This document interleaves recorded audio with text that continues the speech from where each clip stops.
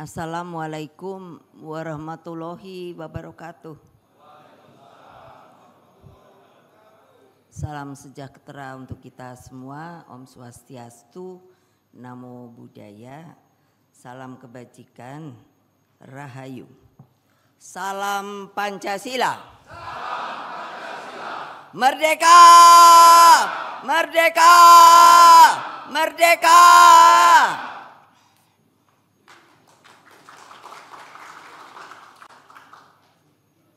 Alhamdulillah, puji syukur kehadirat Allah Subhanahu wa Ta'ala. Hari ini kita dapat mengumumkan pasangan bakal calon kepala daerah dan wakil kepala daerah gelombang kedua.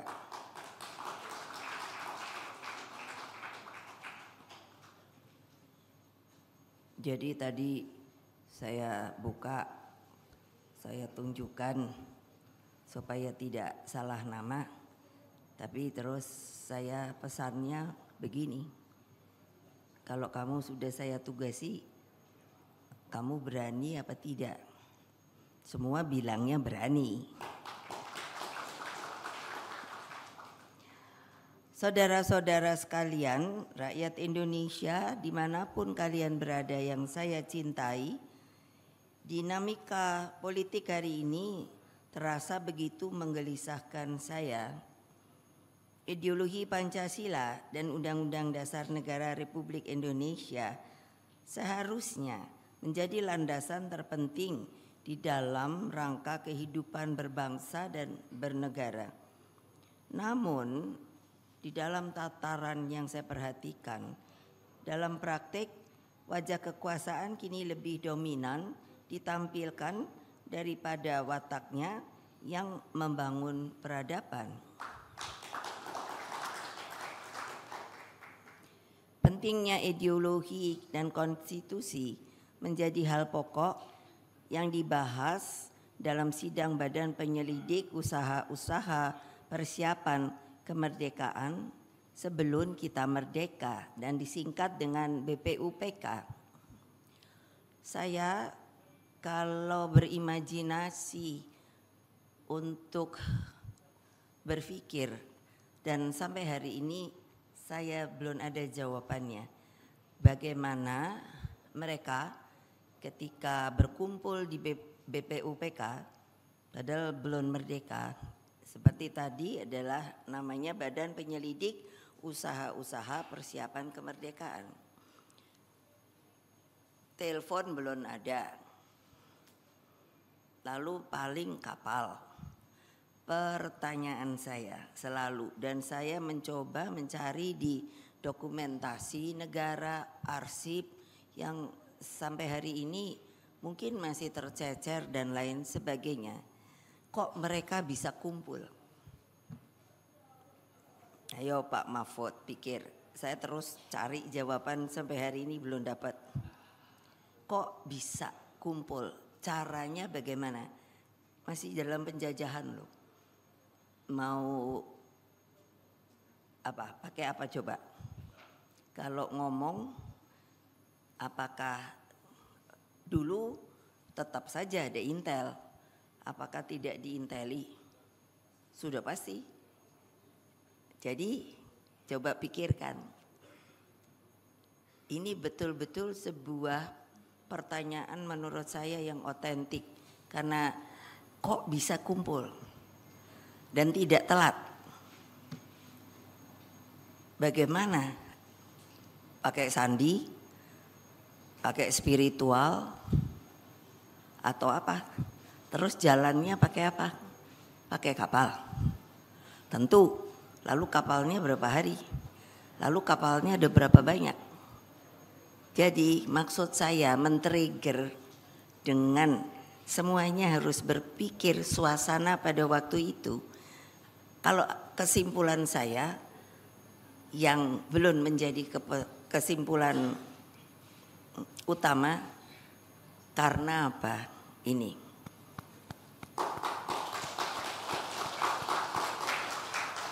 Karena pasti semangat apa? Untuk merdeka.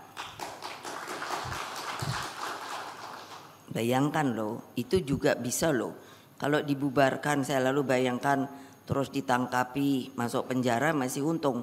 Kalau terus ditembak mati, lalu jiwa ini tidak ada pada kalian lagi, ya maaf ya. Jadi Mas Nanan sudah bilang sama saya, nanti panggil saya Mama. Pidatonya karena banyak yang namanya media, jangan nyimpang ya.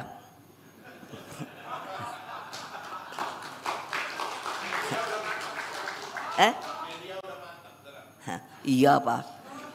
Jadi disuruh nih baca ini. Kamu jangan ketawa Adian, karena kok saya lihat tegang semua ya.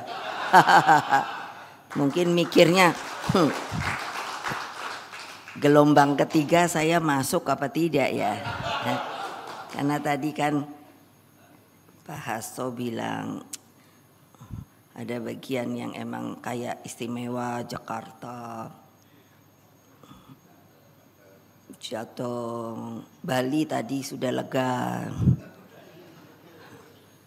Pasti Pak Koster sama Pak Giri tiap malam ngitung. Jadi tidak. Iya dong. Nah itu pikiran saya, coba tolong diolah. Kok bisa? Lalu semangat itu sekarang tidak ada saya lihat. Pada elit kita. Sampai juga pada pemimpin yang ada dewasa ini. Lalu kemana ya? Kita baru 79 tahun loh. Saya sampai mikir-mikir tadi sama Pak Mahfud karena beliau ahli hukum. Saya bilang, Pak Mahfud, ayo pikirkan. Yang namanya Amerika dengan Declaration of Independence itu sudah 200-an tahun. Saya nanya, amandemennya mungkin baru let's say mungkin 5-6 kali. Indonesia, saya selalu bilang tulis sama wartawan, kenapa? Kita amandemen itu sudah 4 kali loh. Jadi kan baru 79 tahun. Jadi biar namanya Amerika yang kita bilang adalah liberal, kapitalisme, tapi kok teguh kepada konstitusinya loh. Yang saya lihat rakyat Amerika kalau menyanyikan lagu Indonesia Raya, saya suka kok bisa ya sampai anak-anak kecilnya selalu begini. Coba bayangkan, diajari kayak gitu dan menyanyikannya luar biasa. Dan kalau ditanya, Bapak bangsanya siapa? Semua jawab apa coba? George Washington gitu. Dulu saya mongkok-mongkok. Saya pernah ke Amerika diundang hampir 40 hari. Jadi saya lihat, wah. So what about us? Lalu bagaimana kita? 79 tahun loh. Nah makanya jadi skala prioritas itu diambil karena sejak tahun 1929 Bung Karno sudah memperkirakan bahwa kemerdekaan Indonesia akan muncul ketika yang namanya Samudra Pasifik itu. Beliau bilang sama saya, dulu kenapa bisa begitu kita kumpul. Saya enggak tahu ya, mulai SD ini kuping saya, mungkin barangkali beliau sudah melihat anak perempuannya yang nakal ini itu akan jadi pemimpin. Jadi mulai SD saya diajari yang saya kadang-kadang mikir ini kata-kata opo tau. Yaitu nanti kamu akan bisa melihat. Jadi terpaksa saya melihat loh peta Indonesia supaya saya jangan terlalu goblok. Mana saya tahu itu Pacific Ocean. Nanti kalau Samudra Pasifik itu berwarna merah membara, kan beliau senangnya gitu. Maka disitulah yang namanya mata rantai yang namanya penjajahan itu akan putus. Mana saya tahu penjajahan opo. Tapi itu terus. Maka ibu-ibu masukkan terus ke anak-anakmu kebangsaan itu. Saya lalu mulai SMP, yaitu saya bilang, saya lihat, oh di sanalah Pasifik itu membaranya karena apa? Karena perang toh, perang dunia kedua, gitu loh. Jadi kan saya langsung tahu. Saya baca ensiklopedia. Lah kalian masa hanya ya sudahlah gituan ibu ngasihin gitu ngapain. Nah, makanya saya bilang, aduh Indonesia yang ku cinta, masa keadaannya sekarang begini. Nah itu kenapa toh? Itu 1929 loh. Maaf saya agak batuk. Hal ini disampaikan oleh Bung Karno, kaum imperialis perhatikan. Apabila dalam waktu yang tidak lama lagi perang Pasifik menggeledek dan menyambar membelah angkasa, dan kemudian Samudra Pasifik menjadi merah oleh darah dan bumi di sekitarnya bergetar oleh ledakan bom dan dinamit. Maka saat itulah rakyat Indonesia akan melepaskan dirinya dari belenggu penjajahan dan menjadi sebuah bangsa yang merdeka. Buat tepuk tangan tuh yang keras. Gitu aja melempem. Jadi kamu tuh siapa? Tahu? Ibu juga suka ngetahan kalau disuruh lembut-lembut gitu aja. Tepuk tangan aja enggak, itu membara loh. Saya baca gini aja membara loh. Masa kamu enggak pernah ada yang tahu diceritakan oleh orang tua, yang namanya nenek buyut apa? Dulu pernah yang namanya rakyat saja berpakaian apa itu namanya karung goni. Jangan lupa kalau kalian adalah PDI Perjuangan. Melempem, udah ada. Nah dengan pernyataan tersebut Bung Karno sangat memahami bahwa pembentukan negara Indonesia akan berlangsung dalam suatu situasi penuh ancaman dan ketidakpastian. Memang iya.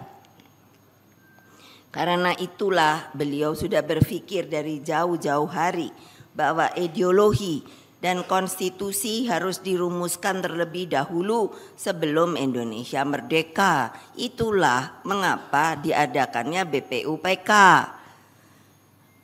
Semua pada datang. Ya dari golongan-golongan, dari orang-orang Chinese, dari orang-orang turunan Arab, ada yang India. Kok saya tahu? Karena saya nanya sama bapak saya, yang kumpul waktu itu tuh siapa aja sih Pak? Semua mereka yang ingin jadi bangsa Indonesia. Nah, dengan demikian maka dengan konsepsi yang matang penuh dengan sikap kenegarawanan. Kenegarawanan itu semuanya tuh ada. Biar diskusi, biar debat. Tapi bukan buat kekuasaan atau diri sendiri, tetapi untuk apa? Untuk Indonesia merdeka, tahu? Kurang keras.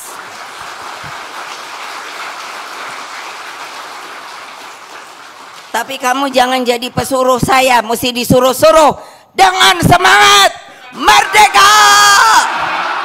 Masa gitu aja nggak bisa melambam? Masa kamu nggak bisa, hatimu tuh disuruh menggelegar, tahu nggak? Itu terasa di sini, gitu kayak kena listrik. Masa hanya untuk tepuk tangan aja sudah tidak bisa dan harus disuruh.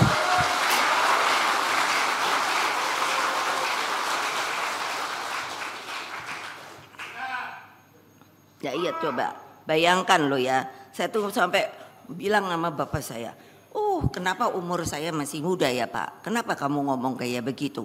Wah kalau ada waktu itu di situ keren deh saya. Iya dong, saya tuh udah berimajinasi sampai begitu loh.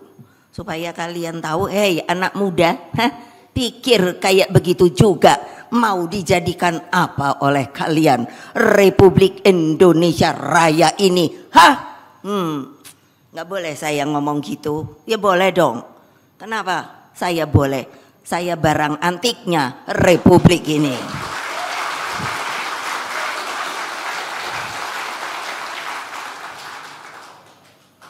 Nah tentu saja bayangkan ya, saya bayangkan wah diskusinya tuh kayaknya pastinya wah. Kalau saya tanya, loh saya kenal loh sama Pak Yamin, jadi jangan dipikir nggak kenal loh. Saya bilang, Om, kan orangnya tinggi gede. Om, kalau waktu itu ngamuk-ngamuknya kayak gimana? Kalau udah namanya, yang namanya mau ngomong tuh sampai lupa bahasa Indonesia. Terus bahasa apa dong? Bahasa Belanda katanya. Iya, masa gitu? Lah kita kan dijajah Mega.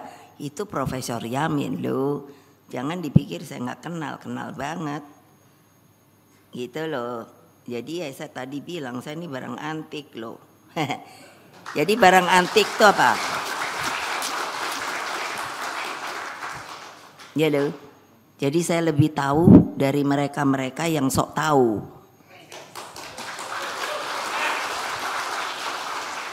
Jangan bikin barang antik jadi marah ya.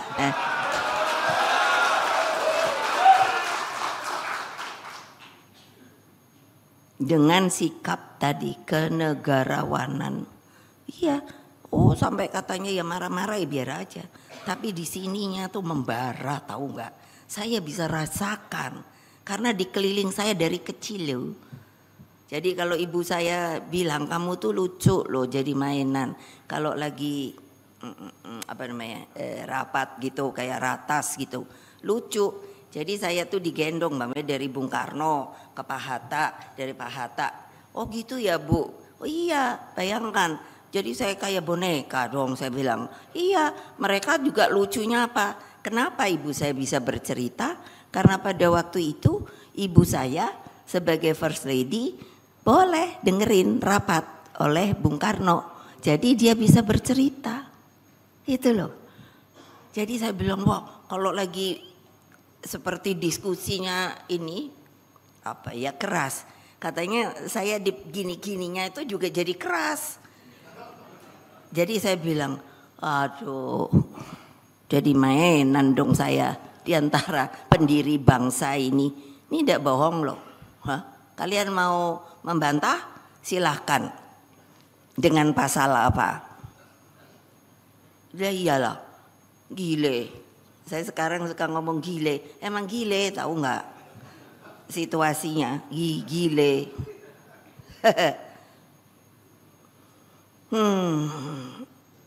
Nah makanya akhirnya Undang-Undang Dasar 45 disahkan hanya dalam waktu 1 hari setelah proklamasi kemerdekaan melalui sidang Panitia Persiapan Kemerdekaan Indonesia PPKI.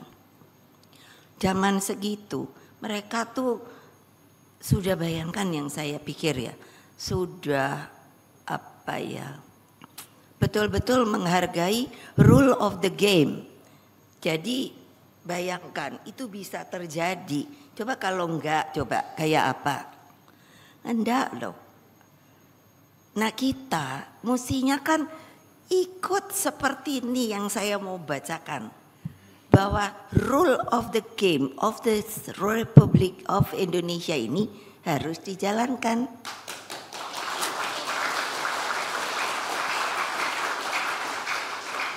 Jangan bikin aturan-aturan sendiri.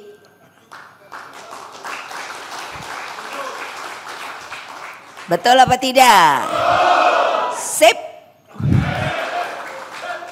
Begitu luar biasa perjuangan para pendiri bangsa, maka Pancasila, Proklamasi Kemerdekaan Indonesia, dan Konstitusi Negara adalah suatu ekstraksi, kristalisasi pemikiran yang begitu sempurna. Tidak ada yang membantah, tidak ada yang jalan belakang, tidak ada yang pat-pat gulipat. Tidak ada yang maunya hanya TSM.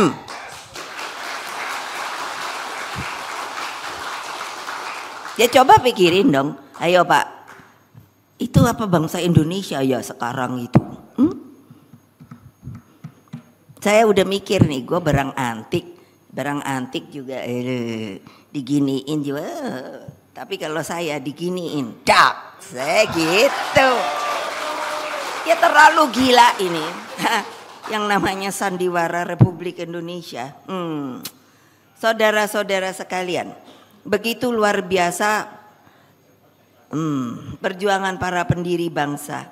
Coba Toya, tadi saya bilang itu kristalisasi loh. Karena itulah konstitusi itu selalu harus memiliki ruh.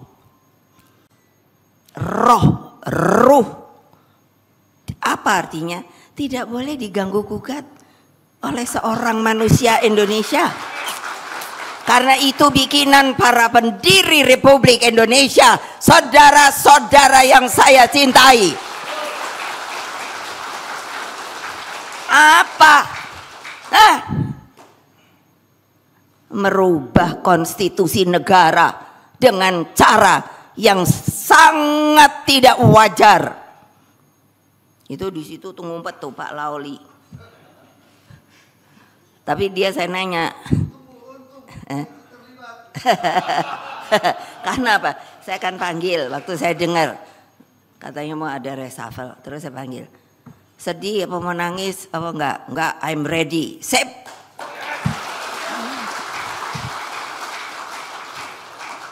Lah gitu aja loh, ya Allah, ya Tuhanku. Hai, maaf dah. Karena apa? Sebab di dalamnya terkandung seluruh cita-cita, kehendak dan tekad Indonesia merdeka loh. Terus sekarang kan saya ngomong kemarin yang urusan mau ketemu polisi aja dibuli-buli, katanya mengintimidasi, nyek. Lo orang ngomongnya juga banyak orang. Kalau intimidasi kan jalan belakang. Itu nggak ada jawaban sampai hari ini. Ai gawat. Begitu pentingnya konstitusi negara, maka presiden dan wakil presiden wajib mengambil sumpah. Ingat loh, ini sumpah. Saya ya pernah disumpah, cobain. Bukannya janji jabatan. Jadi kemana pakai Quran segala apalah, pokoknya ditaruh. Wow. Nah itu berarti kan ke sono toh. Kok apa bunyinya? Memegang teguh undang-undang dasar dan menjalankan undang-undang dan peraturan dengan seluruh-seluruhnya serta berbakti kepada nusa dan bangsa. Itu makanya saya nanya, sebenarnya kami ini warga negara Indonesia apa bukan toh? Lah ya dong. Lah kalau warga negara Indonesia kok tidak disamakan oleh pemimpin bangsa? Coba pikir, kan? Lah saya yang namanya ngelihat Pak Hasto disuruh urusan apa lagi kemarin kan udah datang, saya nanya dicarinya apa lagi toh? Kayaknya nggak ada lagi, mudah-mudahan dah. Gue bilang emangnya tinggal berapa hari sih ya? Iyalah. Masih mau ini, enak nggak sih kamu yang namanya ini di apa sih, di target melulu gitu loh, kayaknya loh kita ini gerombolan opo gitu. Makanya lama-lama kan saya ini manis loh orangnya, nggak suka marah loh benernya. Tapi kan ngelihat kalau gini anak-anak saya kok diginiin ya, makanya saya bolak-balik nanya, kita ini warga negara yang terhormat apa tidak toh? Lah kamu kok terus jadi takut, bingung juga saya. Tadi saya bilang sama Pak, Pak saya kan ngerti undang-undang tapi nggak ngerti pasal Pak, udah lupa. Tolong Bapak lah yang baca-bacain pasal itu masih ada apa enggak ya? Kok kayaknya sekarang ini ada peraturan yang tanpa pasal. Oh ya betul dong.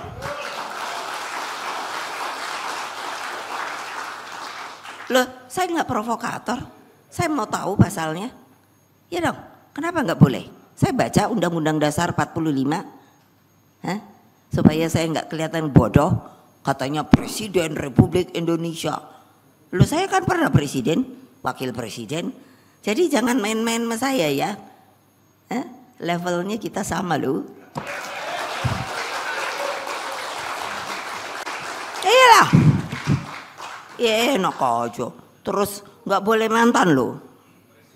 Nah, orang luar negeri aja Her Excellency. Wow, aku suka kaget sendiri kalau saya ke luar negeri gitu. Lah sampai ketika ketemu paus sama imam besar Masjid Al Azhar, saya udah minta sama protokolnya, please jangan pakai nama saya karena boleh-boleh Madam Excellency President. Aku pikir please panggil saja Mega. Tolong kasih tahu sama Holy Father, sama itu panggil aja Mega. No, you are. Itu protokolnya bilang, you are. Kamu adalah presiden. Kami harus menghormati. Thank you very much. Thank you very much. Gitu loh. Jadi saya ini tahu aturan gitu loh. Jadi jangan deh terus segala macam kayak aturan. Saya suka marah loh sama protokoler karena saya anak presiden. Anak presiden beneran. Saya suka ngomongnya gitu, kenapa coba? Karena kami, Bung Karno itu kan punya anak itu udah mulai tua.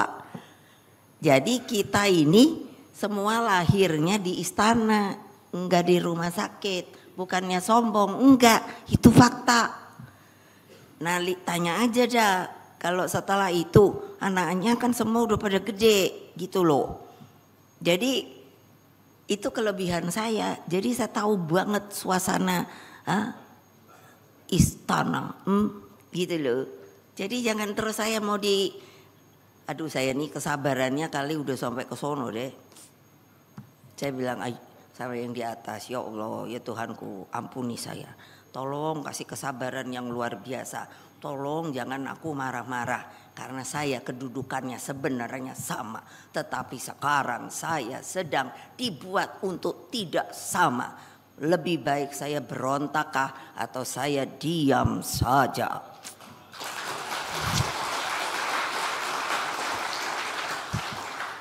Sampai gitu loh tiap malam loh.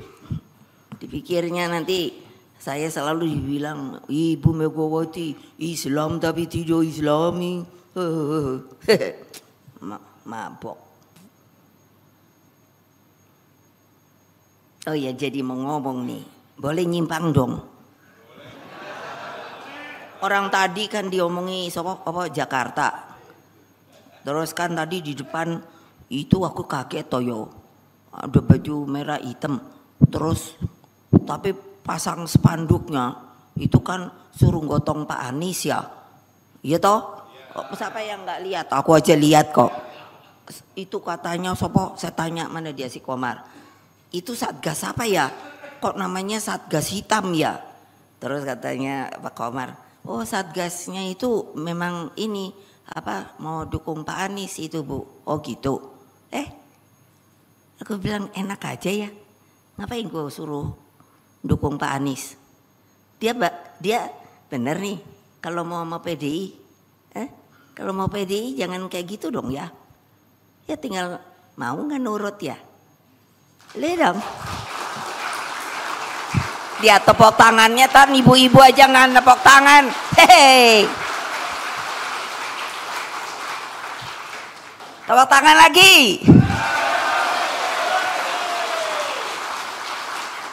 Loh saya tuh suka jadi garuk-garuk kepala loh. Enak amat ya. Sekarang kita dicari dukungannya, yop. Bingung saya lu. Lalu kamu kemana ya kemarin sore ya? Oh iyalah. Ayo. Mbok jangan gitu dong. Coba ya, udah sumpah tuh kayak gitu. Nah ini lagi.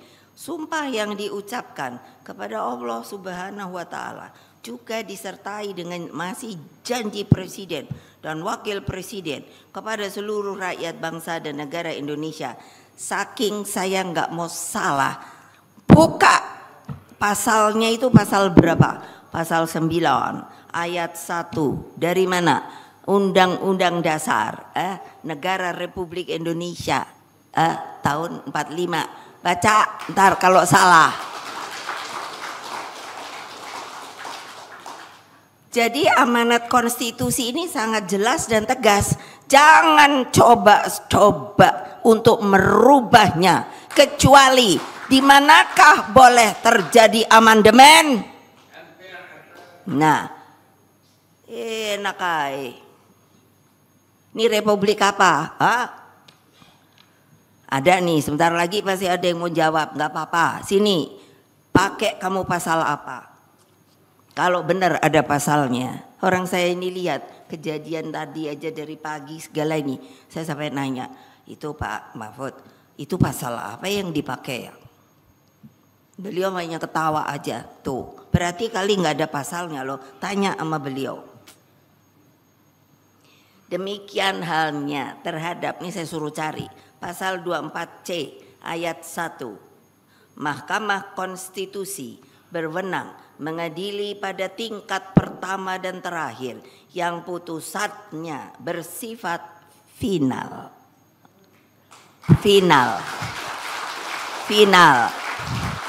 Kalau kerennya kan final and binding.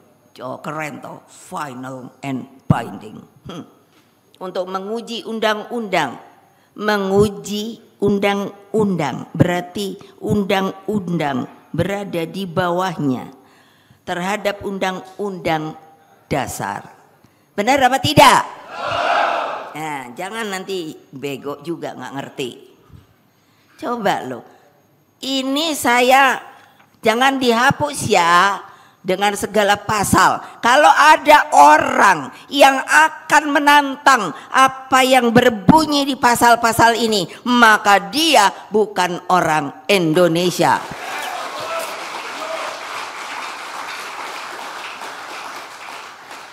Saya nggak mau salah aturan. Ini bener loh. Hehe, gila. Jadi apa amanat ini? Aduh, capek juga ya. Tidak bisa ditafsirkan lain. Karena itulah mengingkari keputusan MK sama artinya dengan pelanggaran terhadap konstitusi.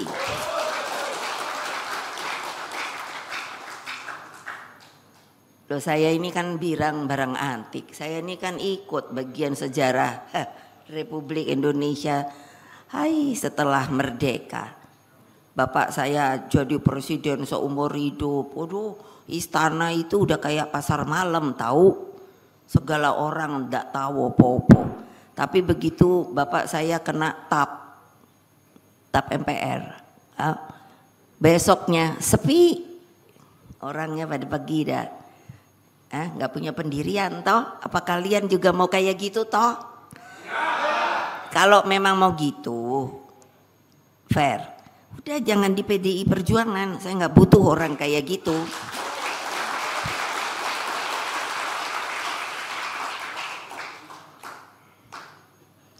Iya, bayangkan. Terus saya kemarin cerita di BPIP untuk orang tuh sadar. Loh, bapak saya itu diperlakukan kayak gitu. Iya, nggak ada loh selembar surat yang namanya dari Pak Harto tuh benernya Bung Karno ku opo.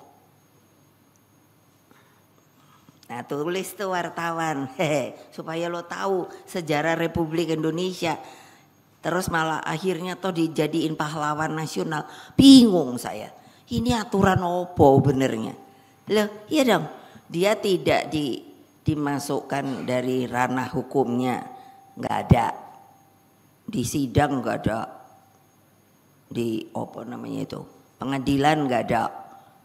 Coba bapak terus cuman disuruh apa, nggak boleh diisolasi aja. Lah saya udah berontak loh waktu itu. Saya bilang sama yang jaga, sebetulnya bapak saya ini apa toh, Statusnya apa? Dengar, statusnya apa? Nggak ada. Keren toh? Hehe. Mau kejadian kayak gini lagi? Pada republikmu yang tercinta ini? Tuh presiden loh, proklamator bangsa loh. Jangan saya dikatakan karena anaknya, no. Karena saya adalah warga negara Indonesia yang melihat perlakuan. Apa saya nggak boleh ngomong gile? Ya gile lah. Masa sampai hari ini loh. Saya minta sebetulnya dulu tuh apa toh? Bapak saya tuh kenapa salahnya? Apa salahnya? Nggak ada. Coba, Bapak proklamator, udah gitu pahlawan nasional. Aduh pikir saya lama-lama maaf deh. Makanya kalau saya bilang gile emang gile. Begitukah ya rakyat Indonesia yang dikatakan budayanya tinggi, budi pekertinya tinggi, punya hati nurani, tapi kalau sudah melakukan sesuatu ternyata saya lebih baik tutup mulut, serap. Jangan sampai keluar kata-kata yang menurut saya itu sudah nggak benar. Nah, apa artinya saya ini bilang? Saya ini menjadi saksi sejarah dan sekaligus korban dan merasakan dampaknya ketika konstitusi disalahgunakan. Indonesia kini ternyata baru 79 tahun juga mengalami kembali krisis konstitusi. Bayangkan, saya sampai bingung loh. Saya ingin bertanya namanya kepada kepolisian, kepada kejaksaan. Apa enggak ada ya yang namanya undang-undang yang namanya bagi tempat Anda ini? Tolong saya diterangkan. Kalau mau ngambil orang tuh emangnya semena-mena. Tolong deh ngomong. Iya, jangan dibullying saya. Lain dong, ngomong aja baik-baik. Kalau nggak ada undang-undangnya aneh juga bagi saya. Loh ya. Coba kalian berpikir objektif normal. Pakai perasaan. Kayak urusan Pak Hasto. Padahal saya tahu ini di tahun sini 2019 kalau nggak salah, ya, tuh bener nggak? Saya ini orangnya biarin antik, tajam loh ingetan. Padahal kalau dipikir, kamu pikirin yang sudah masuk di sini sebetulnya yang harus dilakukan pengadilannya itu berapa deh? Kok nggak ini dijalanin? Kenapa? Kan gitu pertanyaan saya. Kenapa? Ayo. Nanti kalau saya dibully yang bantuin ya. Lo iya dong, orang benar. Lo kok kenapa yang kembali kemari? Ini 2024 loh. Jadi udah berapa tahun tuh? Lo yo. Kecuali belum ada pengumuman loh. Semua udah ada pengumumannya loh. Lalu mau diapakan negara kita ini? Lah nggak ada yang ngomong ya saya yang ngomong ya biar aja. Nah, di luar pertimbangan di atas, saya juga mencermati fenomena yang berkembang bahwa pilkada ini dijadikan momentum untuk unjuk kekuasaan. Padahal saya kan udah ngomong, mbok biarlah saya ini loh. Nah kembali ke ntar Ibu Mega sombong saya ini penanggung jawab pemilu langsung loh. Ingat loh. Dan berhasil dengan baik. Kenapa berhasil dengan baik? Karena saya sebagai presiden tidak mempergunakan kekuasaan saya, tapi netral. Netral. Saya ingat waktu itu Pak Mahkamah apa itu namanya Konstitusi Pak Jimli nanya sama saya, Ibu mau melakukan gugatan apa enggak Enggak ah. Loh kenapa? Lah kalau gugatan itu berapa lama lagi? Saya bilang udah, ini bagian negara, tahu Pak. Ya udah, yang penting rakyat sudah mempunyai hak untuk melakukan apanya? Haknya memilih. Tidak seperti dulu perwakilan. Ini haknya dengan pemilu langsung. Sekarang apakah mau dibodohi lagi? Dan rakyat tidak bodoh loh.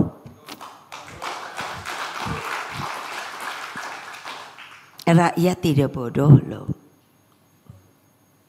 Dia punya hati nurani. Dia tahu sebenarnya. Nggak mungkin kita akan menjadi yang namanya number one lagi. Karena apa? Karena rakyat punya hati nurani. Ketika kita diserang di nasional, dia itu turun ke bawah. Coba boleh lihat, tanya Pak Hasto di DPRD 1, 2, itu yang di mana? Yang di Papua, yang tadinya 0 dapat malah berapa? 8 apa? Iya toh? Nah, coba apa itu artinya? Rakyat tuh sebenarnya mikir, hanya dia diselotip mulutnya, nggak boleh ngomong. Apa saya nggak tahu? Jangan lupa loh, saya presiden kelima yang menjalankan pemilu langsung loh. Jadi saya tahu taktiknya mau melakukan hal-hal yang tidak benar. Saya tahu, makanya saya lindungi rakyat saya, makanya berhasil. Ingat dong kalian itu, Terus ini mau dijalankan lagi, pilkadanya. Saya tuh sampai bingung dengar, loh, coba dong pikir ya, struktur PDI Perjuangan itu sampai anak ranting dan ini solid. Anak ranting itu kira-kira RT loh. Jadi jangan dipikir loh, saya bisa tahu kamu tuh kayak apa perbuatannya karena saya dekat dengan anak ranting. Pasti ada pengaduan, Bu itu kenapa orang itu gitu ya Bu ya, oh menurut kamu gitu ya, iyalah, dan mereka pasti polos. Apa yang dia laporkan itu adalah kebenaran. Makanya saya dengarkan. Nah sekarang ini masa mau disuruh yang namanya, maaf deh berhubung maaf, dari kepala desa lah udah mulai deh. Maaf beribu maaf ya, yang mau menjalankan hal itu tolong, saya jangan dibully. Mari kita berhadapan. Kalau memang kalian mau melakukan hal itu, karena saya tahu, jangan lupa nih, itu tulis dah. Saya ini presiden kelima yang menjalankan yang namanya pemilu langsung dengan sukses sampai hari sekarang. Belum ada permintaan untuk kembali sebagai perwakilan. Apa artinya? Sebenarnya rakyat itu tahu haknya, berkeinginan supaya boleh memilih itu dengan sukarya, dengan netral yang namanya pelaksananya. Makanya waktu ada urusan MK, saya tuh sampai geruk-geruk kepala. MK itu saya yang buat juga tahu. Jadi sekarang ini lucu deh, saya ini yang membuat itu, kena diperlakukan begitu, ngerti nggak? MK saya yang bikin, KPK saya yang bikin. Coba lah pikirkan, yang namanya Polri saya yang memisahkan.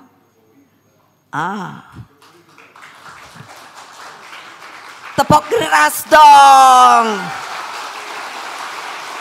Plek.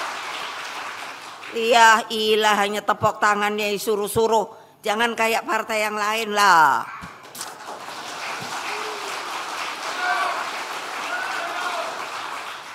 Ya iya benar loh. Kalau ada yang mau membantah saya, sini, jangan dibully. Hoax. Memangnya kalian nggak punya Pancasila ya? Tapi nggak ada loh yang berani datang ke saya karena tahu saya benar. Sampai sederet gituan saya suruh tulis gitu bahwa kebenaran tuh bukan saya aja yang ngomong. Nabi Muhammad, Paus Fransiskus, saya cari mereka adalah manusia-manusia yang memang punya kebenaran, tahu? Ya ilah, gile betul menurut saya, gimana sih? Gitu loh. Lah bapak saya nanya, kembali ke Bung Karno, emang ini jam lagi harinya Bung Karno. 17 Agustus biarin udah, ini kan bulannya. Iya, saya sampai bilang, aduh Pak, Bapak tuh lo baik banget. Digituin pada waktu itu, kalau beliau mau begini bisa, tapi pecah, dak. Lalu kalau pecah, siapa yang mau dak gini lagi? Ayo, kalau berani ada yang jawab, sini jawab kepada saya. Mengapa saya nanya? Karena saya nangis di depan beliau. Bapak kok mau dibegitukan?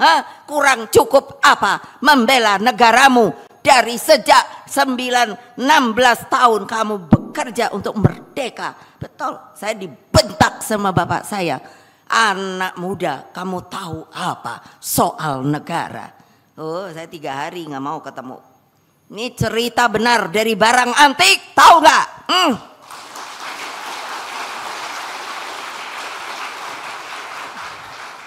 Terus sekarang mau begitu lagi? Enak aja, biarkanlah rakyat memilih dengan sukacita. Jangan lagi dimacam-macamkan. Nah ya bener dong. Coba bapak saya hanya bilang, Mega tahu apa kamu? Gitu. Udah aku 3 hari nggak mau ketemu. Udah biarin aja, kesian juga. Tapi akhirnya kesian juga dia sendirian. Sendirian loh. Gak boleh nerima tamu, keluarga aja mesti nyatat. Emangnya gila? Mau kalian dibuat seperti itu, Itu Presiden Republik Indonesia yang pertama, proklamator kita dibegitukan dan semuanya pada waktu itu diam. Gile. Coba bayangin, akhirnya apa bilangnya? Kamu tahu nggak? Ini memang dikehendaki. Kehendaki sama siapa? Ada dari luar yang menunggu supaya memang kita bisa diadu. Aku pikir ya Allah Pak, Bok bilang dari kapan-kapan nama saya kan nggak bisa terima. Bapak dibeginikan kan kayak apa? Nggak ngerti aku. Aku bertanya sama Jaksa Agung. Jaksa Agung hanya bilang itu sudah ada perintah. Saya nanya, ya kalau gitu apa perintahnya? Diem. Ngerti nggak kalian? Makanya saya nggak boleh pula ngomelin media. Nggak tahan saya. Kalau media Republik Indonesia yang saya cintai pun sudah menganut nggak tahu apa namanya, tidak mau membicarakan kebenaran yang ada. Loh iya dong. Kalian lupa deh. Coba bapak saya sampai kayak gitu, Masya Allah. Aku pikir ya Allah, gila nih orang tua ini. Padahal pada waktu itu saya banyak loh, udah diberitahu. Bilang Mbak, bilang kalau beliau mau lawan, kami dukung. Rakyat banyak yang mau mendukung. Tahu-taunya begitu ngomongnya. Oh jadi bapak itu mengorbankan diri bapak, yes. Buat Republik ini tetap bersatu. Yes. Hei anak muda yang di belakang, apakah kamu bisa seperti sekarang ini? Jawab. Jawab. Nah, insaf. Oh iya dong, bayangkan. Itu benar loh. Saya, kalau mau disumpah, berani saya sumpah, itu otentik. Pergaulan sama bapak saya dalam hari-hari akhirnya. Coba bayangin sekarang apa nggak enak? Nggak ada yang ngurusin gituan. Tapi rakyat tahu makamnya alhamdulillah sampai hari ini nggak kosong.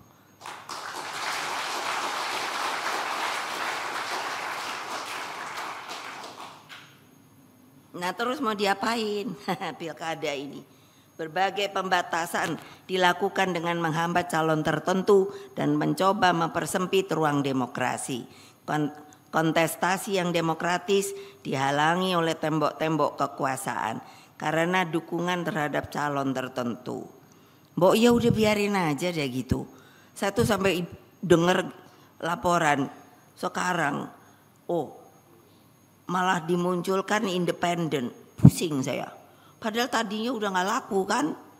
Iyalah, susah loh. Independen nggak mau karena apa? Mesti ngumpulin berapa persen? 6,5 dari jumlah pemilih toh. Pakai kartu-kartu. Makanya kalau saya nanya, iya, maksudnya saya KTP. Bayangkan coba, sekarang, gila. Mbak udahlah. Udah mau selesai ya selesai aja.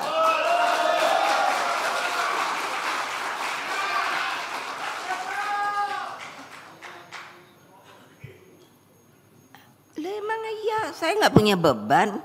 Lah ya emang iya, saya suruh berhenti ya berhenti. Itu yang Pak Jimli nanya waktu itu. Terus gimana Mega? Ya udah aja.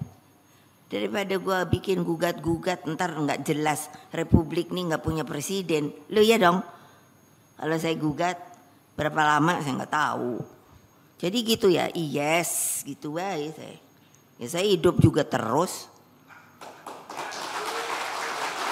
Ya. Maksud saya biar saya udah nggak presiden tetap dipanggil presiden. Lo benar tadi kan saya bilang. Sampai yang sama protokol aku bilang, please don't, just call me Mega. No, you are madam terus lagi. Iya deh. Bukannya saya ini mau ngomongin apa enggak. Memang di luar tuh gitu loh saya dipanggilnya. Di sini aja yang melempem. Udah gitu kapan-kapan ntar Ibu Mega pemberontak Republik Indonesia. Keren. Nah ini kan fenomena ini tampak jelas di Jakarta, di Banten. Jadi maksudnya di-create gitu loh. Nanti kalau udah ada yang bagus, kalau ini nggak boleh. Nanti kalau nggak boleh, terus udah masuklah TSM. Nah kamu nih ada nih catatan kamu. Makanya ibu kan udah bilang, udah kalau mau jadi apa-apa, tolong. Jangan berbuat yang namanya pakai uang negara. Akibatnya nanti kena 3 huruf. Ngerti nggak 3 huruf tuh apa? Ya udah insaf. Udah nggak usah. Ya siapa suruh kamu masuk partai? Di partai itu nggak ada cari duit. Kalau kamu mau bikin perusahaan di luar terserah. Gitu loh. Tapi jangan deh korek-korek inilah, korek-korek itu. Alah cuman piro sih. Lo ibu aja udah boleh bilang. Karena ibu ini kok dapatnya. Ini kali garis tangan ya Pak Mahfud. Yang jelek aja. Makanya kan aku bilang. Waduh saya ini wapres presiden kok jadi cuman ngurusi buang sampah ya. Cobain. Konflik 5. Teroris. Bom. Jangan lupa loh. Emang yang siapa yang nyelesain? Sampai di Marriott itu aku itu ada hotel toh. Saya datang sendiri padahal keamanan bilang tidak bisa ibu, tidak bisa. Lah aku terus mau ngelihatnya, lihat di mana? Enggak, aku pergi aku. Ternyata ada yang benernya loh Pak. Jadi sama Kapolri gitu kan. Pak Kapolri semuanya sudah disisir. Siap, sudah Ibu. Kenapa Ibu bertanya gitu? Bisa disisir sekali lagi dan saya minta foto-foto dari korban gitu. Ini Marriott nih supaya tahu tuh. Gile. Akhirnya karena apa? Feelingku kok masih ada. Terus ternyata bener disisir lagi. Terus saya bilang, coba kamu nyisirnya di mana? Kan itu kejadiannya di apa tuh namanya? Kalau di depan tuh. Belum lobby. Mau masuk itu tau. Itu kan bunderannya aja sak gede apa tuh, aku sampai nengok gitu. Terus kamu nyisirnya sampai kemana? Ya saya sampai, coba dong suruh lagi deh. Aku bilang mungkin dia ambil dari atas nanti ke bawah. Ternyata apa? Iya makanya satu mikir bolak-balik dibilang kalau oh ya maaf ya sudah tidak komplit jenazahnya. Saya tuh mikir ternyata apa? Betul yang namanya ininya masih ini ketinggalan di atas. Saya nggak usah ngomong bagian apanya. Gitu loh. Coba bayangkan, sudah ada yang berpengalaman kayak saya itu presiden yang lainnya nggak ada loh. Nggak ada loh. Jadi karena itu akibat reformasi. Jadi saya yang ketiban dan itu saya sebagai wapres 2 tahun dan 3 tahun sebagai presiden. Coba, ini nggak nyambungin diri, nggak nanti Bu Mega sombong banget ngomong gitu, ini fakta. Itu. Terus sekarang masa ada yang mau ngerobek-robek itu ya enggak lah. Udah dah, diam-diam baik-baik dah. Mana lagi ini tadi Jakarta, Banten, Jawa Tengah, Jawa Timur, Sumut,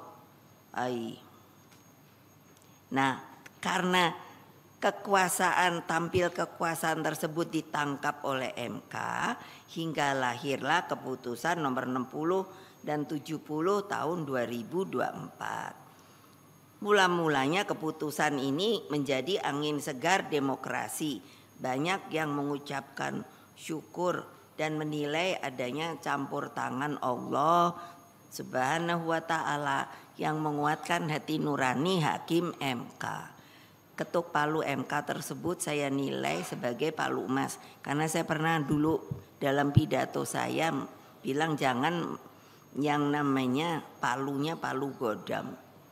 Nah, seperti terjadi pada sengketa Pilpres yang lalu. Kan saya sendiri sebagai warga negara, saya nggak mau sebut sebagai jabatan, yaitu menuliskan amicus curiae atau sahabat pengadilan pada sengketa Pilpres yang lalu yang diwarnai oleh kecurangan yang saya sebut terstruktur, sistematis dan masif.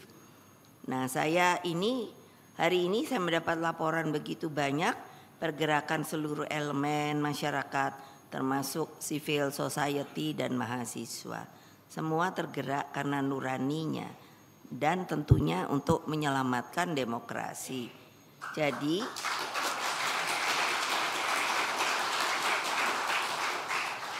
Jadi jangan enak-enak aja, ini darurat konstitusi.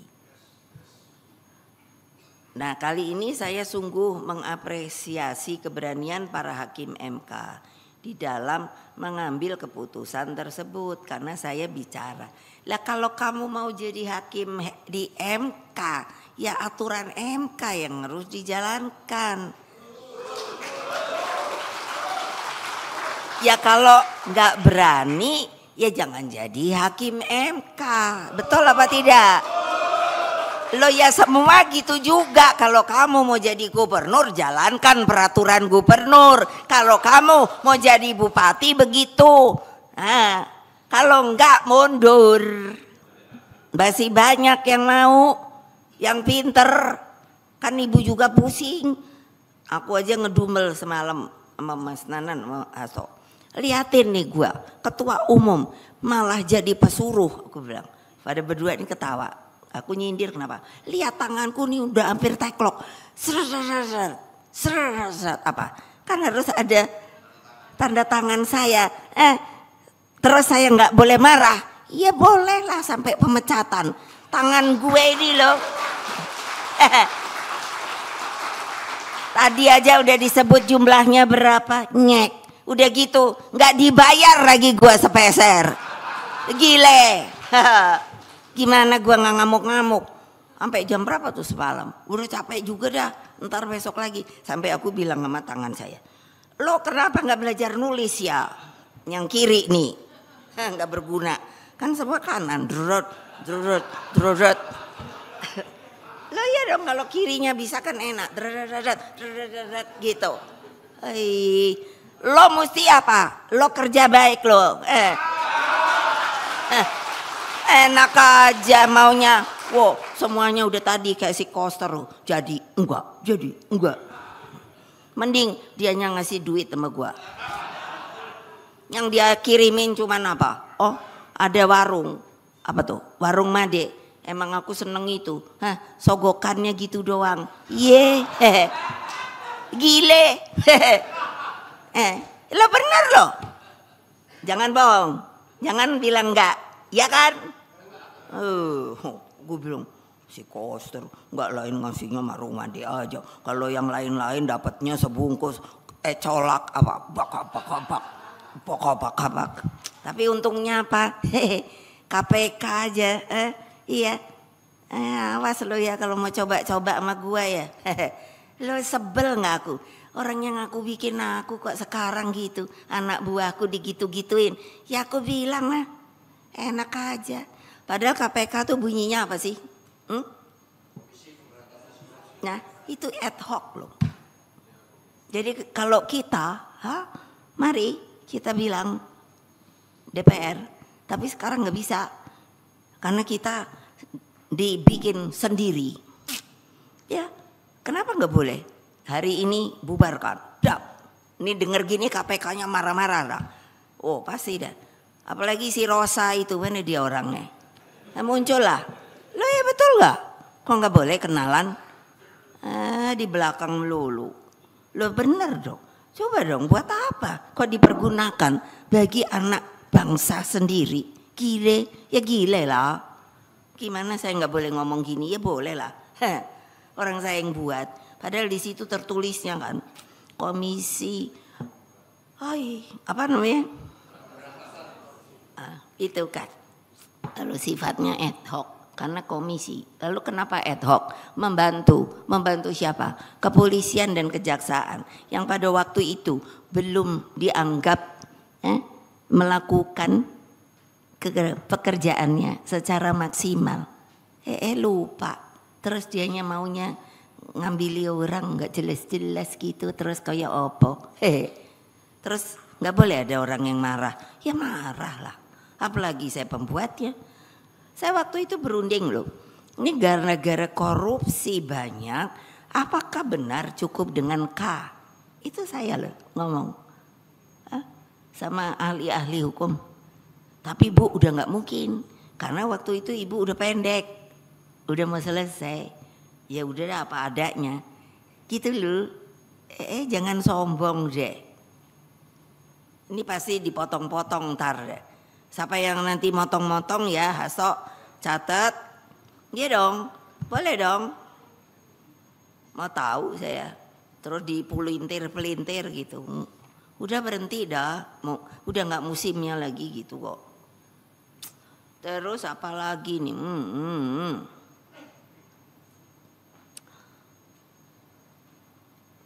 Tadi kan katanya di mana tuh ya? Ada demo ya?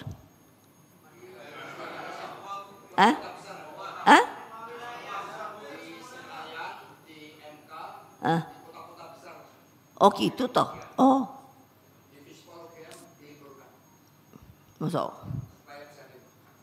Masa?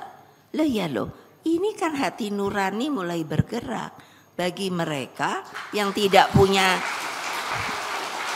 punya istilahnya nggak punya kekuasaan, tapi melihat ini kan bisa demokrasi berjalan menjadi apa ya? Yang saya ketawa pagi-pagi ini, karena ini bener ngomong kan, dengar itu apa ngomongnya Pak Bahlil itu toh, iya toh. Jadi pagi-pagi saya mau sarapan, saya biasanya langganan banyak koran. Terus udah gitu kan saya selalu nanya apa beritanya. Oh ibu mesti dengerin. Ini Pak Bahlil ngomong. Terus saya ketawanya gini. Yih, dia ngomong Raja Jawa kan. Terus maksud saya yihnya ini gini. Kayak dia ngerti artinya Raja Jawa gitu. Karena dia kan dia orang mana sih, NTT apa mana tuh? Oh Banda Naik. Oh gitu. Makanya saya langsung sambil sarapan ketawa. Bilang ada Raja Jawa. Terus aku mikir, aku mau kenalan juga deh sama Raja Jawanya. Loh iya dong. Sejak kapan ada Raja Jawa? Awas lu ya kalau nanti dipelintir-pelintir lo. Lo emang bener toh? Semua orang juga denger. Kapan ada Raja Jawanya? Apa enggak gile? Aduh apalagi Toyo, ada dia sih tadi. Jadi kan lumayan. Jadi Pak, Bapak-bapak Hakim MK, tetap Pak, gini Pak. Gitu Pak. Jangan mau kalah Pak. Terus saya kapan ya ngomong soal Sun Tzu ya? Di mana jadi lupa sendiri. Jadi ada toh itu di angkatan perang aja segala banyak sekali. Dia itu dibilang adalah ahli strategi. Jadi saya baca loh Sun Tzu, bayangin perempuan baca Sun Tzu. Jadi Sun Tzu tuh bilang ada nih yang strategi kalau untuk itu Pak Mahfud. Jadi umpamanya Pak Mahfud nih. Oke, ini orang nih sombong banget gitu kan. Gimana supaya kalah. Jadi tangan kanan saya, ini bukan saya loh, ini Sun Tzu yang ngomong. Tangan kanan itu istilahnya bawa gula-gula. Saudara Mahfud, saya bawa oleh gula-gula. Terus mau menganggap sebagai sahabat. Untuk itu saya rangkul dengan tangan kiri, oke? Terus kalau situ bilang nggak mau nerima, tangan kiri yang merangkul ini apa? Nyekek, jak. Itu ilmu Sun Tzu loh, gitu loh. Terus sekarang apakah akan ada tuh yang mau gitu juga? Saya kasih gula-gula, tapi kalau lo nggak mau ini, gua rangkul, ngek gitu.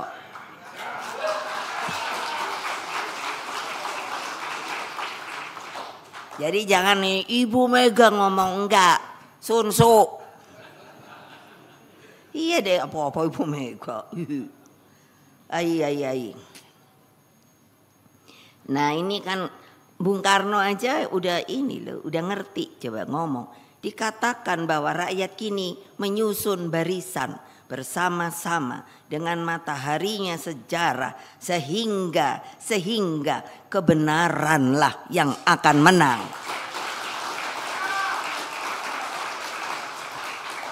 Kalau orang arif bijaksana aja pada ngomong kayak gini, masa sih masih kurang? Nanti kan paus nih bakalan datang, cobain sampai ngomong kayak gitu lihat. Apakah Anda dalam posisi memegang kekuasaan? Nah, jadilah suci dengan bekerja demi terwujudnya kebaikan bersama, tidak untuk keuntungan sendiri. Itu paus loh, bukan saya. Banyak jadi ya ada yang mesti insaf no. Atas keyakinan tersebut meskipun saat ini muncul berbagai upaya untuk mengeliminasi keputusan MK, selaku Ketua Umum PDI Perjuangan saya menegaskan untuk taat sepenuhnya pada keputusan Mahkamah Konstitusi.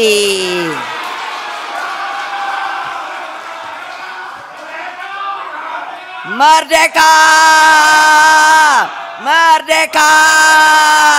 Merdeka! Berani? Lo ya masa diputar-putar nggak jelas-jelas. Saya sampai garu-garu kepala lo. Ini urusan juga di DPR itu. Sampai satu mikir, ini benernya DPR apa toh yo? Lo bener lo.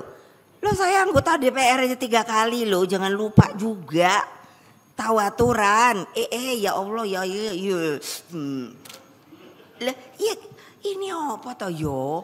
Sampai mentang-mentang apa? Loh emangnya gini ya, saya sampai tanya Pak Mahfud tadi, Pak undang-undang partai politik tuh apa udah berubah ya? Ada kemandiriannya apa enggak? Betul enggak? Saya nanya gitu. Lah terus kita nih maunya disuruh jadi partai lagi Boyo? Padahal partainya aja berapa? Yang nanti masuk adalah 8. Hilang 1, yang hilang apa ya? P3. Partai barunya ada berapa ya? Bukan maksudnya yang ikut partai yang nggak masuk DPR 12 apa ya? Lele ya. Terus gimana dong? Masa terus nggak boleh yang namanya ADART-nya tuh beda loh. Itu yang bikin pusing saya. Loh, saya kan dengar ya biasa tau ibu sekarang partai lain itu udah bikin Kim Plus, ya biarin aja. Saya sih gitu aja, terserah aja. Terus kita jadi sendirian. Emangnya kenapa kalau kita sendirian? Loh, dasarnya bagi saya adalah karena ADART juga supaya tahu dulu. ADART kita nggak sama, emang sama yang lain juga nggak sama, itu loh. Jadi itu maksud saya kemandirian. Jadi kalau mereka mau kumpul ya terserah aja. Gitu loh. Loh saya kan udah bilang saya ngikut aturan. Gitu loh. Mana dia tadi? Jadi itu jangan ini khawatir, pakai aja keputusan MK. Terus nanti di mana ini? Apa namanya ini? KPU terus mau ditolak. Ngek. Jadi bukan, mesti diingatkan K-nya lagi. K itu komisi, tahu nggak? Kalau dari apa hierarki itu MK lebih tinggi, dia cuma mesti jalanin. Terus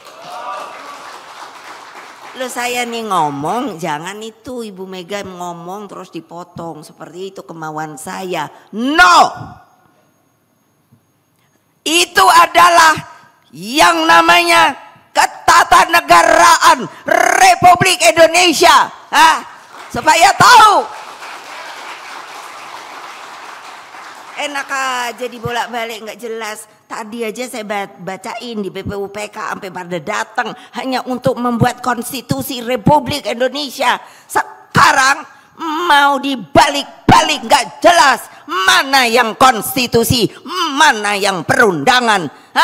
Memangnya saya nggak tahu? Ya iyalah, orang udah jelas perundangan di bawah konstitusi. Jadi MK itu benernya, makanya mabok itu. Sampai kok bisa gitu loh. Memakai MK hanya untuk membuat sesuatu yang sebenarnya bukan begitulah putusan yang terhormat. Gile toh? Nah gitu loh, makanya berketetapan untuk mencalonkan pasangan calon kepala daerah dan wakil kepala daerah dengan berpedoman pada keputusan MK nomor 60 dan 70 tersebut.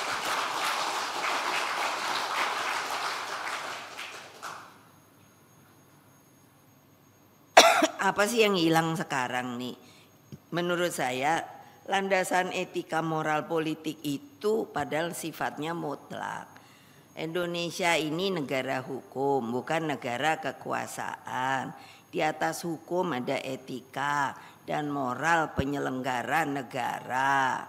Begitu pentingnya aspek etika dan moral itu tadi saya udah bilang.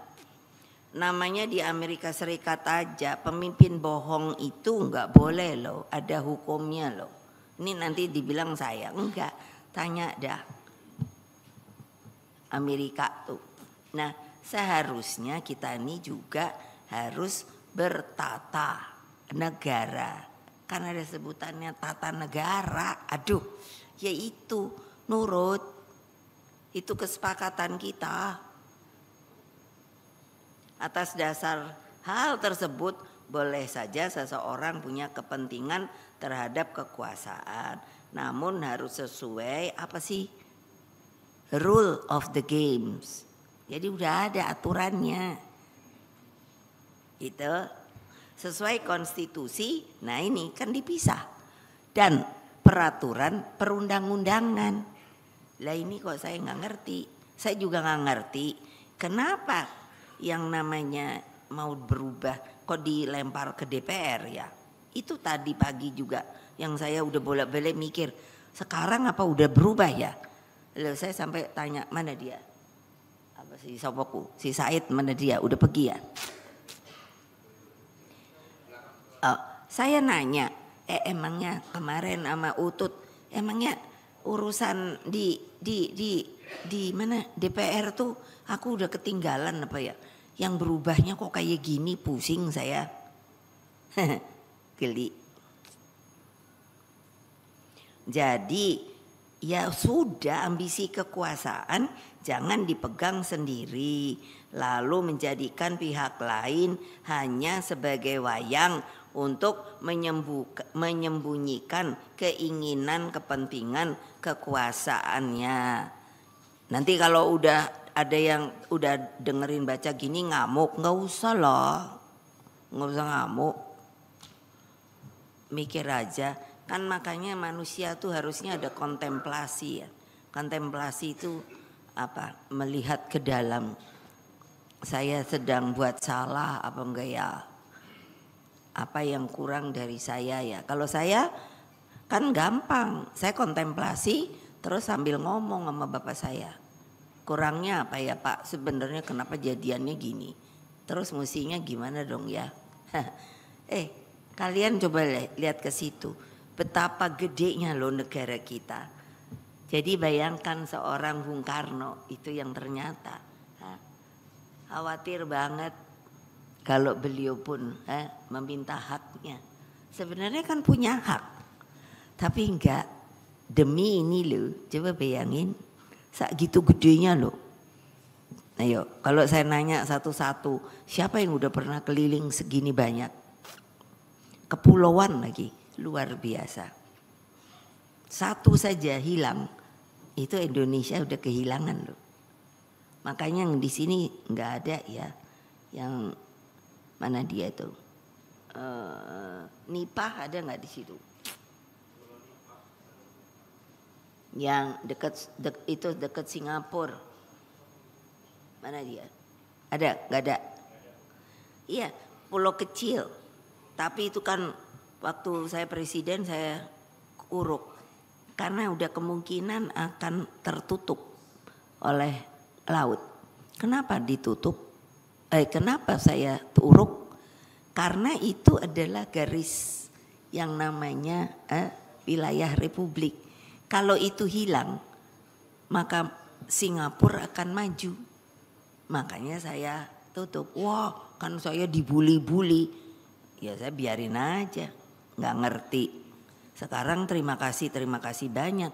Yang jaga sekarang itu KKO. Coba lihat cari kalau nggak tahu. Saudara-saudara sekalian, rakyat Indonesia yang saya cintai, kehidupan suatu bangsa bisa hancur berantakan jika tidak kokoh pada konstitusi. Dan sekali lagi, konstitusi kita itu bukan kita yang buat, tapi pendiri bangsa. Sebelum kemerdekaan, tolong diingat betul-betul. Jadi itu juga sebetulnya merupakan sebuah wasiat yang betul-betul berharga bagi bangsa ini. Karena itulah kita harus bersatu menyelamatkan negara hukum dan demokrasi. Inilah agenda politik terpenting saat ini. Jadi saya mohon dengan sangat bagi mereka yang berpikiran untuk merekayasa pilkada, tolonglah,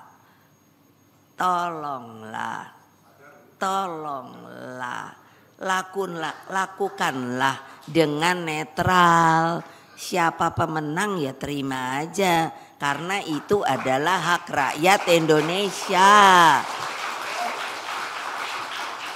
Jangan menjadi ajang manuver kekuasaan, lalu menghilangkan kontestasi yang sehat dan demokratis.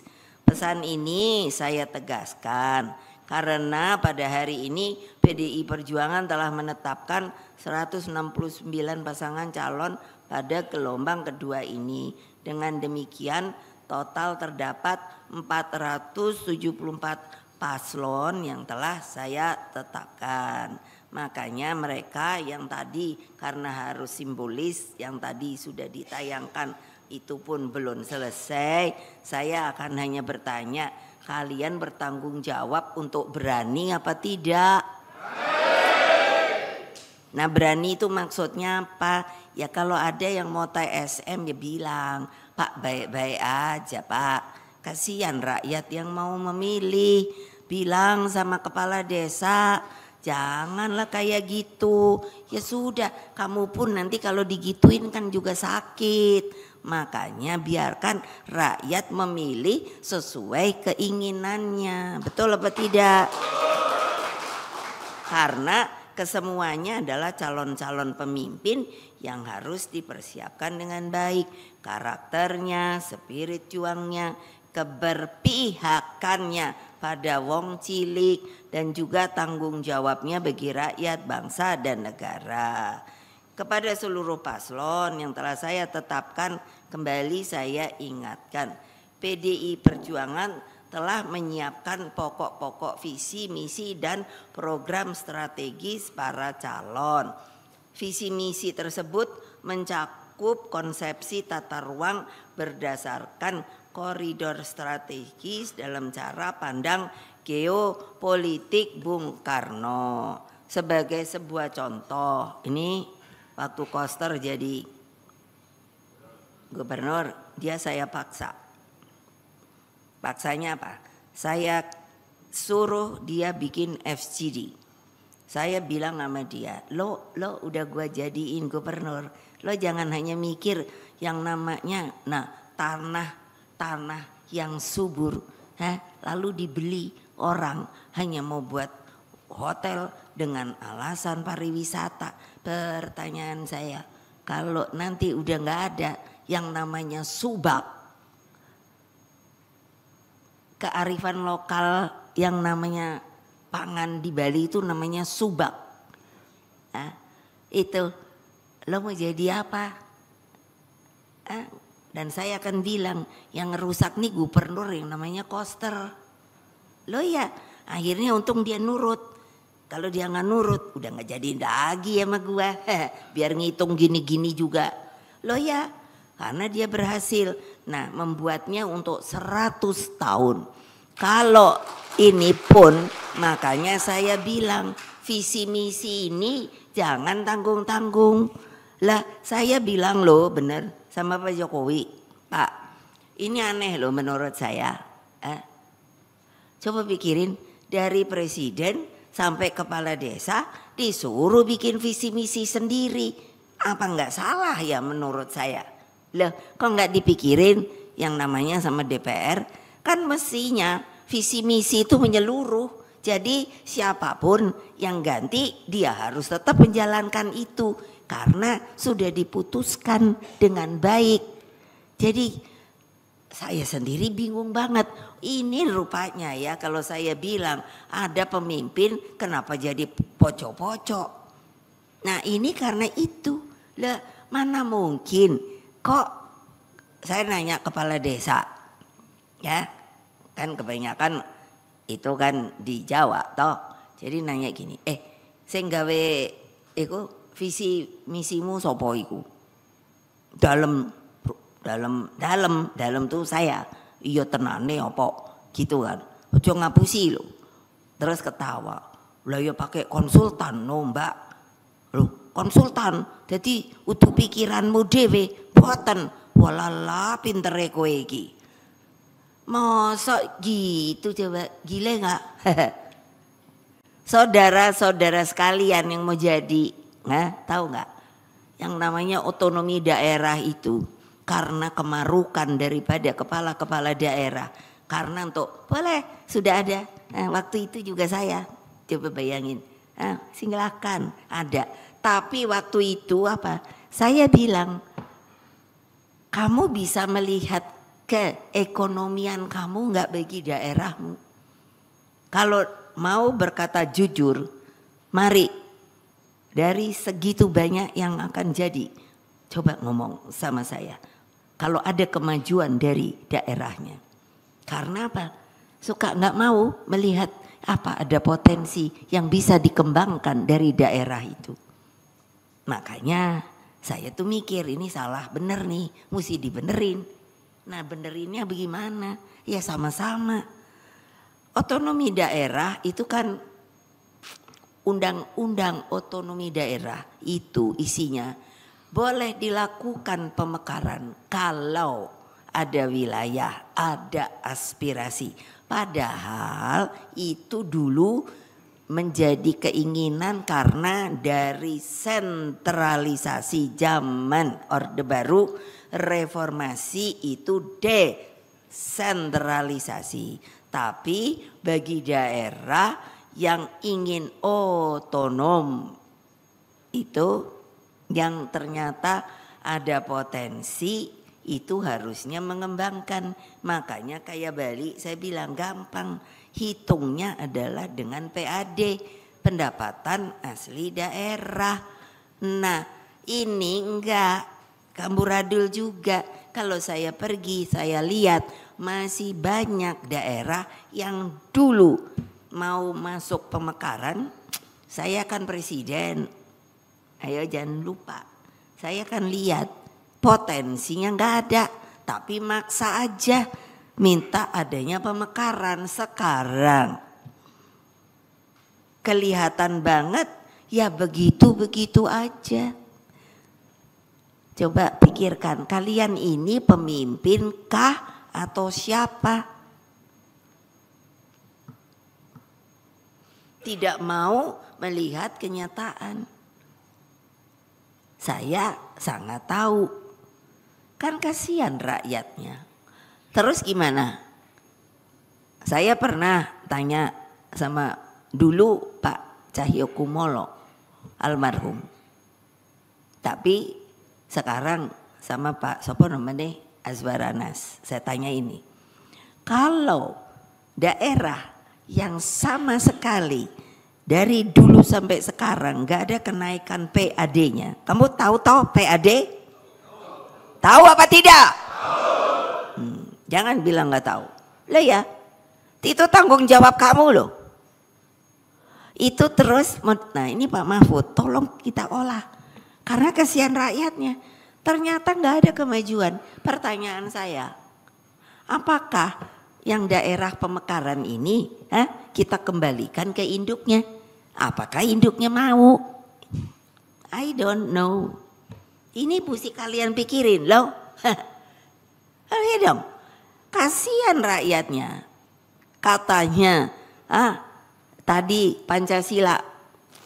Kemana? Berapa tuh? Keadilan sosial bagi lah. Lalu yang mau jadi nih, emangnya lo jadi mau cari duit, rakyatmu dikemanain? Ayo, saya nanya, jawab kalau berani. Gitu loh. Karena untuk menghidupkan rakyat kamu. Nah, ini sekalian nambahin, bukan nyimpang. Emang perlu tahu. Ini kalau keadaan apakah akan baik ke depan? Kalian tahu apa enggak? Ayo pikir. Kalau katanya mau jadi pemimpin daerah, mikirin. Sudah daerahmu enggak ada namanya keekonomiannya yang bergerak. Terus keadaan yang namanya menyeluruh itu tidak baik. Siapa yang apa tuh namanya tuh ya? Kalau keuangan tuh bukan apa namanya sarjananya tuh ekonomi ini Apa? Ada nggak di sini? Angkat tangan. Nggak ada. Ya, coba dong kamu hitung yang namanya pendapatan negara tuh sekarang berapa sih? Terus utang kita tuh berapa sih? Tulis dah tuh kalau mau ditulis wartawan. Emang iya? Jangan dipikir enak-enak aja loh. Saya dapat masukan. Kan saya bilang anak buahku nih di mana aja ada. Bilang di daerah Garut, mana Jawa Barat? Ada Jawa Barat. Nggak ada. Nah itu. Kamu pergi dah sana, tanyain. Ya duduk, tanya dah. Sana keliling-keliling. Yang tempat itu pabrik-pabrik bikin itu loh. Dari zaman dulu tuh saya sekolah aja ke sana. Apa nak? Sarung. Itu saya dengar sekarang mulai banyak yang tutup loh. Betul apa enggak? Betul toh? Nah jadi kan saya nggak ngomong bohong. Nah terus berarti PHK. Berarti PHK-nya berapa? Ayo. 1. Makanya loh jangan mikir loh mau enak be. Ini saya ngomong bener loh. Sebagai warga negara Indonesia yang tahu banyak. Terus mau diapain coba? Ayo. Terus sekarang Ibu. Harga beras sekarang berapa? Jawab. Per liter, per kilo. Yang premium apa yang apa? Bener nggak? Sekarang, coba, ayo, udah PHK, beras udah segitu tuh. Ini nggak main loh. Saya tuh ngitung loh. Saya ibu rumah tangga, jadi saya juga lihat ke dapurku. Waduh Bu, sekarang harga-harga udah mahal Bu. Terus ya udah nggak usah dibeli. Kok nggak usah dibeli? Lah orang perut saya aja cuman sendiri yang kamu kasih makan. Iya di rumah tuh cuman saya sendiri loh. Maksudnya yang kasih makan. Sama yang tentu kalau di belakang lain lagi. Coba hitung. Ayo mulai hitung. Ini saya tambahan saya nih yang katanya nggak boleh nyimpang dari pidato. Loh karena ini kenyataan yang akan kita hadapi loh. Saya nanya, Pak Mahfud, setiap bulan yang namanya kalau salah koreksi saya itu persediaan untuk beras bukan untuk setiap bulan itu setiap bulan katanya loh jadi bukan saya loh nanti saya pula disalahin 3 juta ton. Pertanyaan saya nanya toh dari mana datangnya? Apakah itu koster Bali bisa terpenuhi? Apa? Nah karena aku ngomel-ngomel sama dia. Kalau nggak ngomel-ngomel belum tentu. Jadi saya bilang tanah subur tidak boleh dikonversi. Itu hanya sumber pangan kita. Dan untuk 100 tahun maksud saya kalau udah baik gini itu yang tadi lain-lain mbok tiru sama Bali udah yang namanya boleh bikin hotel tapi jangan di tanah gituan. Kebanyakan kenapa saya kan nanya kenapa sih selalu yang diambil tanah ini apa namanya sawah karena katanya lebih murah daripada tanah padat katanya. Ibu ini kan cuma nanya-nanya gitu dengar-dengar. Loh iya loh kasihan kan rakyatnya. Ntar kalau makan katanya berambang, bawang, cabe berapa ayo sekarang?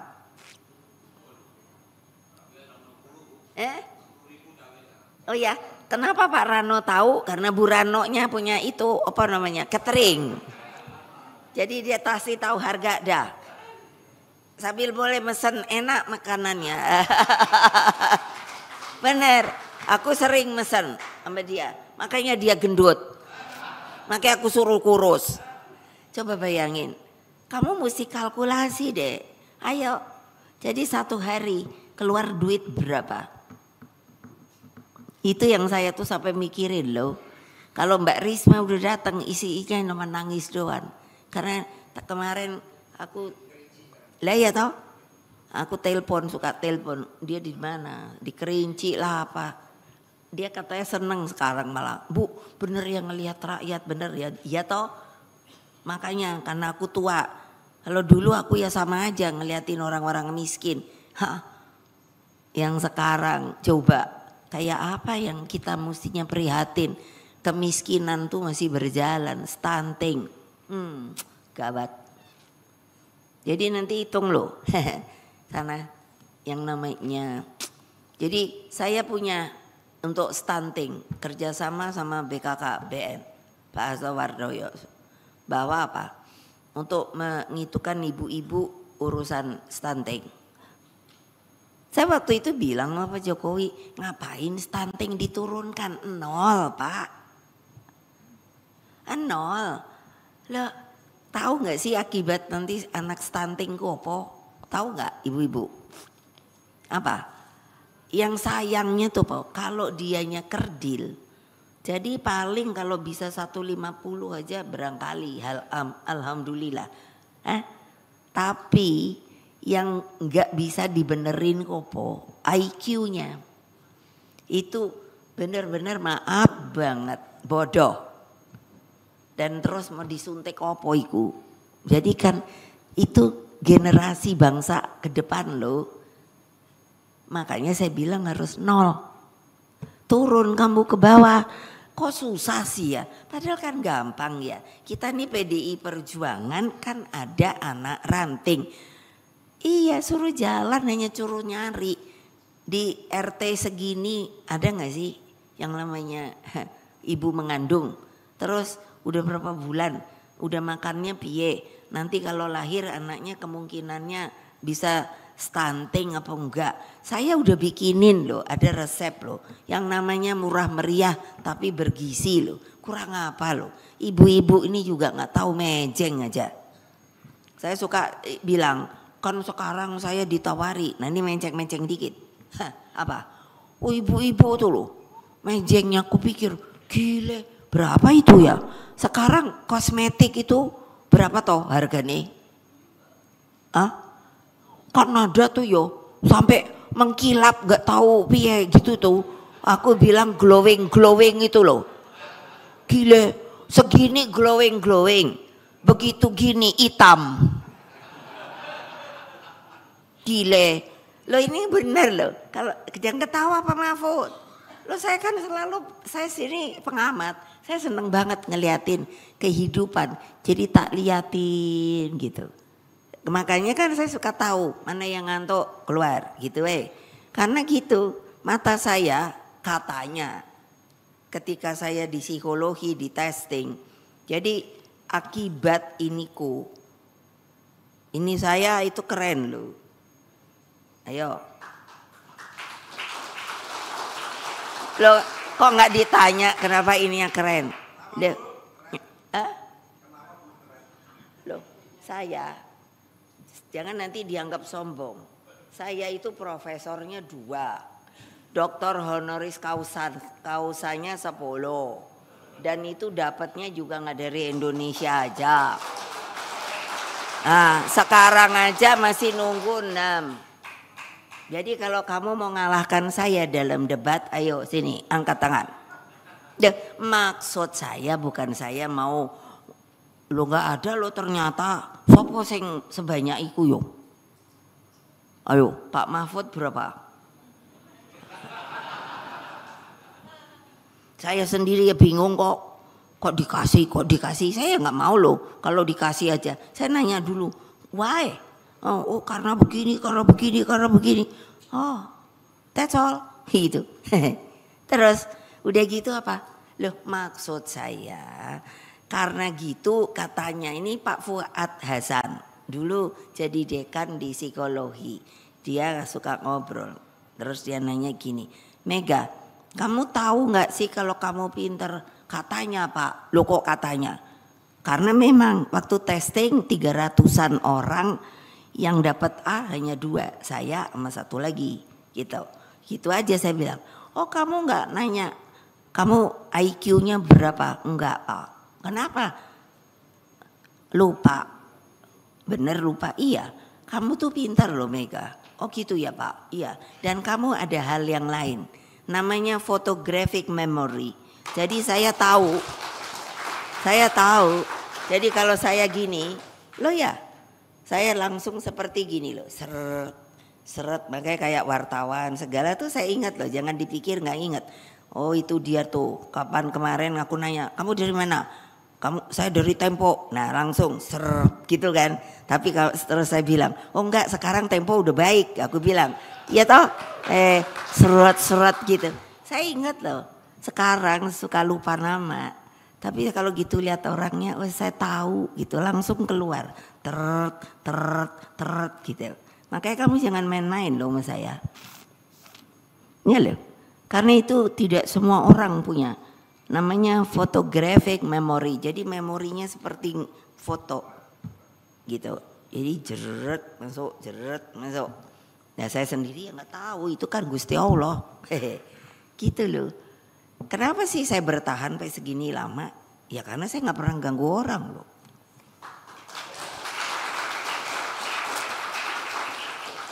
Lah kapan yang saya ganggu? Enggak loh, partai lain ya sebodoh amat. Itu mana? Nggak ada saya ngebully orang. Ada yang saya bully, cari aja.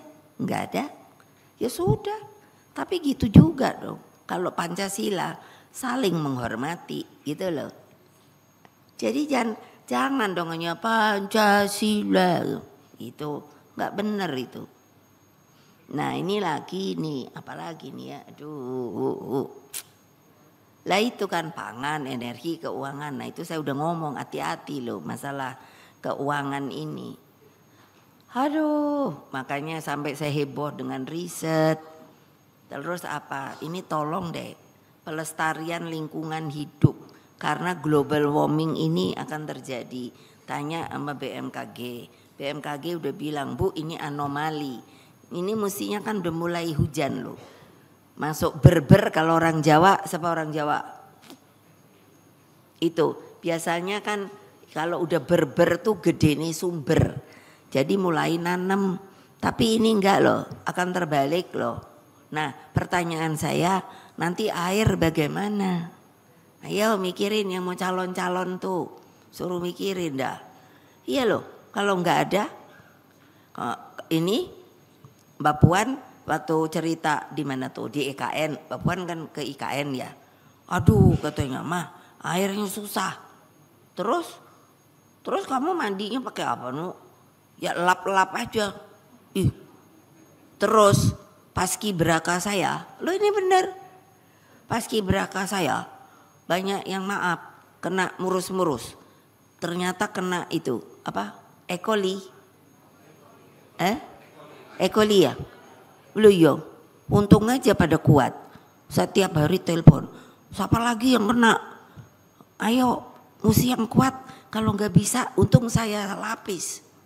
Jadi 2 grup ke sana. Jadi 17 tambah 8 kali 2. Berapa tuh? 50-an yang dari, karena saya siapkan juga yang di sini. Kalau juga di sini mau bendera gitu loh Pak, daripada pusing udah 2 grup gitu baik. Nah gitu loh, coba bayangin. Itu tanamlah pohon gitu loh, kesian deh rakyat. Nanti kalau nggak ada air loh. Di sana aja yang di balik papan itu kasih juga ini. Apa itu namanya, masih nampung air hujan loh. Iya loh. Ini kan kamu tuh mbok punya apa sih? Empati. Masa nggak kasihan sih ngeliatin gitu? Aku tuh suka bener loh kalau ke daerah. Kalau malam nggak mau depan orangnya. Kalau udah malam gitu baru udah aku nangis deh.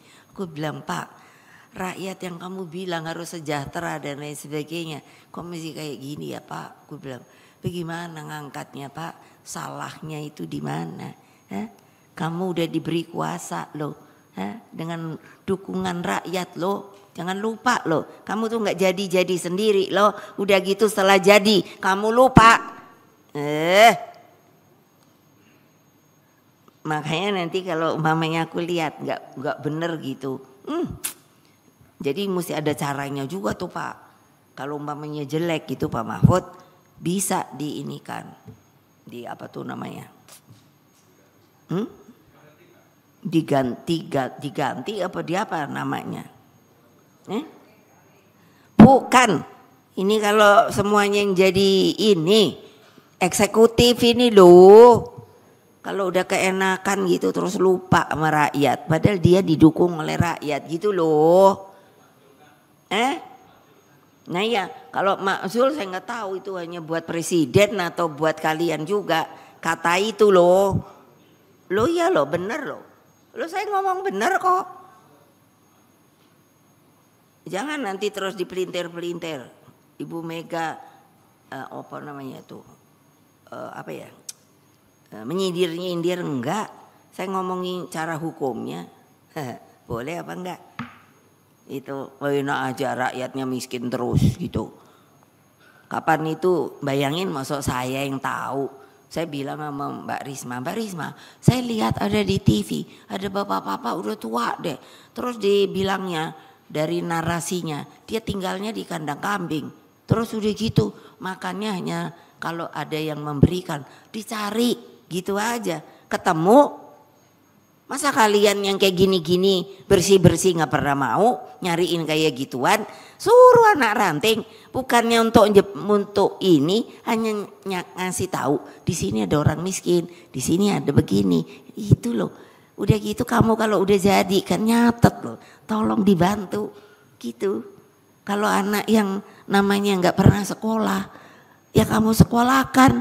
Terus selalu bilang gak ada duitnya, tapi kalau untuk pergi-pergi foya-foya punya duitnya. Gimana coba?